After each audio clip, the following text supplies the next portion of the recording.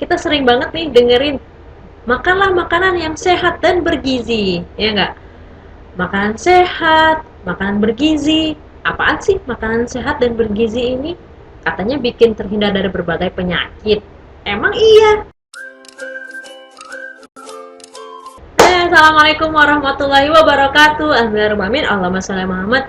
Nah, kali ini kita akan bahas nih mengenai makanan sehat dan bergizi. Teman-teman sering banget kan, mama di sini, adik-adik di sini melihat dan mendengar, makanlah makanan yang sehat dan bergizi. 4 sehat 5 sempurna, gizi seimbang untuk terhindar dari berbagai penyakit. Kita sendiri tuh bingung, apa sih itu makanan sehat, apa itu makanan bergizi. Kalau makanan sehat katanya itu sayur-sayuran, kalau makanan bergizi itu katanya protein. Yuk kita bahas.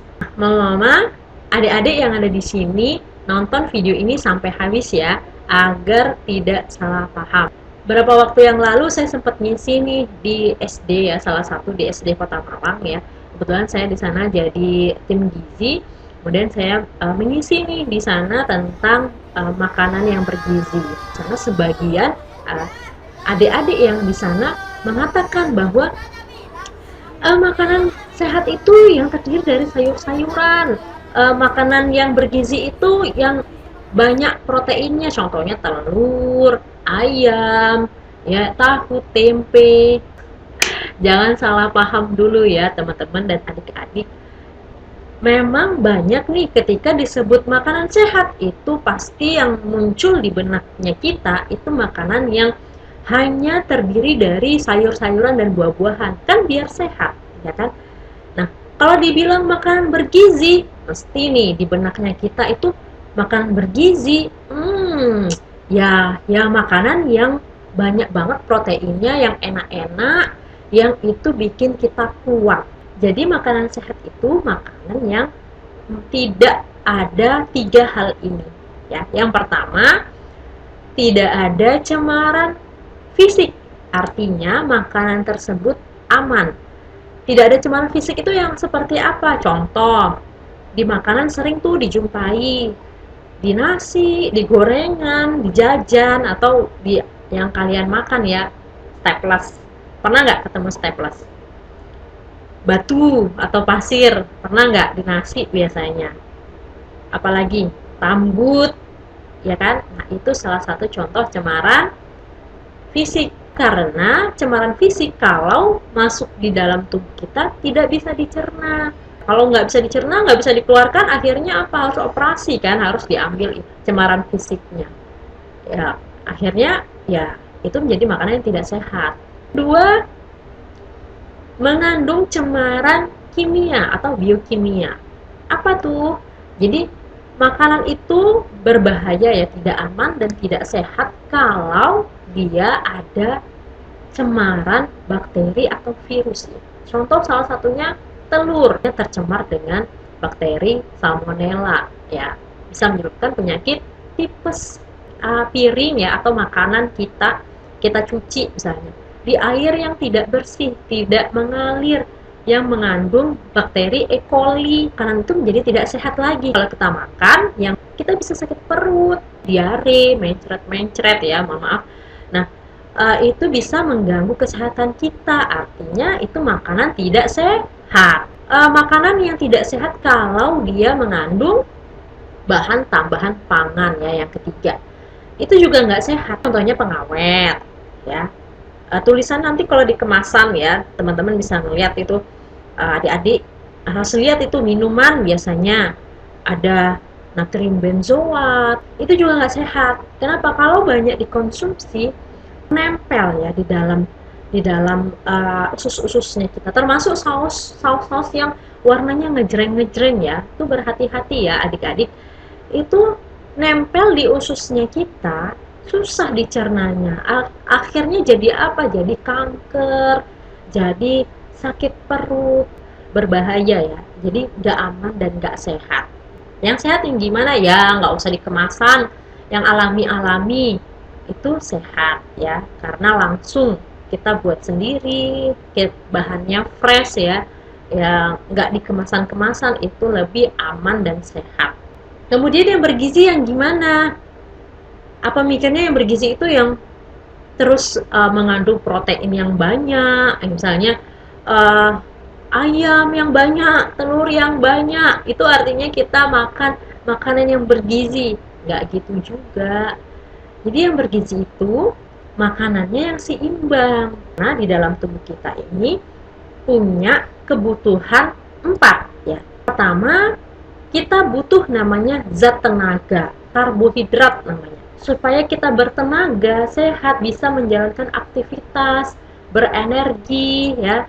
Itu namanya zat tenaga, karbohidrat. Yang kedua, yang makanan bergizi itu yang mengandung apa? Yang tadi pertama karbohidrat, yang kemudian yang kedua mengandung protein. Contohnya telur, ya kan, ayam, ikan, udang, ya, yang biasanya binatang-binatang ya, yang binatang-binatang yang halal lah tentunya. Untuk apa protein ini? Untuk zat pembangun namanya. Untuk otot, ya. Kita butuh zat yang lain lagi, namanya apa? Vitamin dan mineral. Sebagai, kalau kita bilang bumbunya ya, supaya dia bisa dicerna dengan bagus, bisa dicerna dengan sempurna, dia butuh namanya vitamin dan mineral ini. Jadi mengandung 4 hal ini. Apa?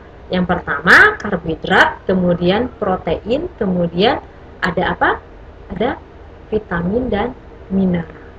4 hal ini yang ada di dalam bahan makanan, kita masukin ya, kita makan, berguna bagi tubuhnya kita, membuat kita sehat dan terhindar dari berbagai penyakit, itulah dikatakan bergizi. Makanan sehat bergizi gimana? Makanan yang tidak mengandung pencemaran tadi, dan dia bisa membuat tubuh kita menjadi sehat, bugar, ya, terhindar dari berbagai penyakit, gak sakit perut, gak diare, gak pusing karena kekurangan karbohidrat. Kalau menurut kalian makanan ini sehat dan bergizi atau enggak ya? Nih yang ini. Kalau yang ini, nah, tulis di kolom komentar ya, biar kita bisa tahu nih, Mama dan adik-adik di sini sudah paham atau belum mengenai makanan yang sehat dan bergizi ini. Nah, gimana sih cara buatnya? Kalau mau buat makanan yang sehat bergizi, yang penting kita harus tahu dulu prinsipnya. Prinsipnya tidak mengandung pencemaran tadi dan mengandung zat gizi yang 4 tadi, ya. Mengandung apa aja? Yang ini. Yang pertama mengandung karbohidrat ya. Karbohidrat itu adanya di makanan pokok. Apa aja makanan pokok kita? Itu ada ubi, ada nasi, ada mie, ada beras merah, ada roti, ada apa ya lagi, ketela. Banyak banget deh. Kemudian yang kedua, protein. Protein itu ada di apa aja? Tadi udah disebutkan ya. Ada di telur, ada di ikan, ada di ayam, tahu, tempe, kacang-kacangan. Ini namanya sumber protein di lauknya kita. Kemudian sayuran. Sayuran itu mengandung mineral ya. Buah-buahan mengandung vitamin. Ya, banyak banget ya kalau sayuran ini ada wortel, ada terong, ada timun, ada kubis, ada brokoli, ada sayuran hijau ya, banyak banget itu kayak bayam, kangkung, banyak lah. Kemudian kalau buah-buahan itu ini sumber vitaminnya tadi ya, sumber vitamin C apa aja yo, ini pepaya, kemudian ada jeruk, ada mangga ya, ini banyak banget ya buah-buahannya. Nah, kita buat terserah mau dia apain ya, mau dicampur, mau dipisah-pisah, terserah. Kira-kira porsinya seperti ini. Jadi ini makanan pokoknya kalau di dalam satu piring itu kira-kira kita bisa bagi. Sayuran sama nasinya itu kira-kira sama banyaknya. Kemudian buah-buahan ya dikit aja lah, sama lauk pauk proteinnya juga nggak terlalu banyak ya. Ya kira-kira ya ukurannya sama lah ya. Ini antara lauk pauk sama buah-buahan. Mama dan adik-adik yang di sini udah paham ya kalau kita makannya dalam satu hari ya. Kalau nggak bisa sekali makan, ini idealnya sekali makan. Setiap makan pagi, siang, malam kita makannya seperti ini idealnya. Tapi kalau kita nggak bisa, setidaknya dalam satu hari kita makan sumber karbohidrat, sumber protein, sumber vitamin dan mineral. Setidaknya dalam satu hari kita bisa makan itu. Pagi kita misalnya sarapan nggak bisa makan nasi, ya udah kita mungkin makan telur sama susu. Pas waktu udah jam-jam 9, udah lapar, kita makan nasi goreng, isinya nasi, sayur sama mungkin potongan ayam mungkin ya, atau kalau ada ayamnya, kalau enggak mungkin telur lagi, ya kan? Enggak masalah. Jajan nih, ya misalnya jajan kue-kuean. Artinya apa? Karbohidratnya udah lebih banyak ya. Proteinnya tadi ada telur yang pagi, kemudian ada telur yang jam 9 tadi. Terus karbohidratnya apa? Karbohidratnya tadi yang nasi goreng tadi sama makan kue. Kue yang manis-manis ini juga mengandung karbohidrat. Siang lagi males, maunya makan buah-buahan, rujak kayak atau apalah, kita maunya makan buah-buahan. Udah dapet kan tadi ya? Udah dapet apa? Karbohidrat udah dapet, protein udah dapet. Terus apa lagi? Buah udah dapet. Tinggal satu lagi, sayuran.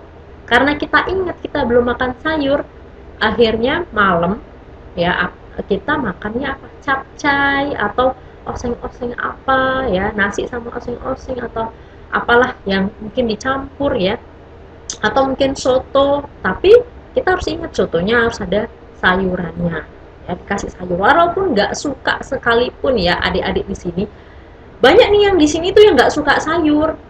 Saya paham banget karena sayur rasanya hambar, pahit, nggak enak, aneh rasanya. Tetap harus dimakan. Jadi kita nanti kalau lama-kelamaan ya, lebih dari 3 hari kita nggak makan sayur ataupun nggak makan buah-buahan, ada aja yang nggak enak di tubuh kita. Ya nggak? Ngerasa apa enggak? Kalau nggak ngerasa, waduh berarti tubuhnya udah gimana ya. Ya, mudah-mudahan ngerasa ya. Itu kita biasanya mudah lelah, susah buang air besar, ya mudah capek, ya itu salah satunya. Sariawan atau apalah yang lainnya, itu karena tidak seimbang di dalam tubuhnya. Nggak usah satu kali makan selengkap ini, nggak apa-apa. Yang penting dalam satu hari ada unsur yang ini tadi, ada makanan pokoknya, ada lauk-lauknya, ada buahnya dan sayurnya. Jadi kalau kalian mau buat makanan dalam bentuk apa aja, mau itu dijadiin bubur, mau itu dibuat terpisah-pisah ya, atau mau dibuat mie, atau kita mau buat sandwich, atau mau buat apapun, ingat 4 tadi. Makanan pokoknya, proteinnya, sayur dan buahnya. Gampang banget kan? Jadi apapun bentuknya ya, mama-mama di sini yang suka banget ya doyan untuk eksperimen untuk anaknya, silahkan. Yang penting dalam satu hari ada 4 hal ini, dan juga terhindar dari cemaran tadi ya, harus diperhatikan sekali ya. Kebersihannya diperhatikan sekali. Ada juga di sini yang suka masak ya, atau jajan-jajan di luar, belanja-belanja di sekolah. Ingat 4 hal ini tadi ya. Yang penting yang pertama ini terhindar dari cemaran tadi ya, harus bersih ya.